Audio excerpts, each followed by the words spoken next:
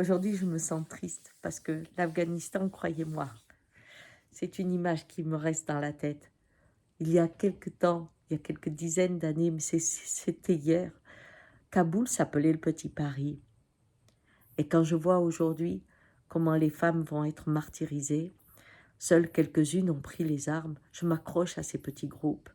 Mais je vois bien autour de moi que on pense la pauvre femme, et cela me révolte. Quand je vois ce qui se passe en Pologne, j'ai envie de hurler. Les femmes ont perdu le droit d'avorter, même si elles ont été violées, elles perdent à nouveau leur ventre. Et ça me rend folle. Parce que petit à petit, la place des femmes est en train de changer. On sait que le Covid a fait reculer l'égalité entre hommes et femmes. La violence conjugale a été à nouveau réaugmentée. C'est horrible ce qui se passe. Mais pourquoi les femmes ne se défendent pas? Pourquoi sont-elles soumises? Parce que nous avons perdu le fil de notre histoire. Quelques hommes ont écrit un passé faux de la vie d'une femme.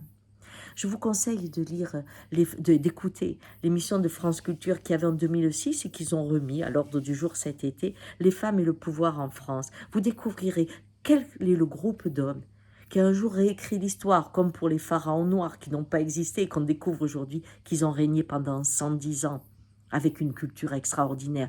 On a redécouvert que la femme, pendant des siècles, a été l'égale de l'homme et qu'elle a fait preuve de violence, exactement comme les hommes. Certaines ont été des guerrières, ont gagné des terrains. Il ne suffit pas de regarder la série Viking pour le comprendre. Lisons aujourd'hui les textes des historiens qui ont retrouvé les traces de ces femmes qui ont eu des rôles de pouvoir, et pas parce qu'elles étaient nées reines, parce qu'elles ont gagné le droit d'être reines, de donner la justice, elles se sont battues. L'égalité entre hommes et femmes n'était pas remise en cause. C'est l'espèce qui doit évoluer, pas un genre par rapport à un autre. Et aujourd'hui, comme nous n'avons pas accès à ce cordon, à cette source de qui on a été, eh bien nous restons les esclaves ou les saintes qui ont été imaginés. Et cela peut-être fait en sorte que nous ne puissions pas défendre cette liberté que nous avons gagnée.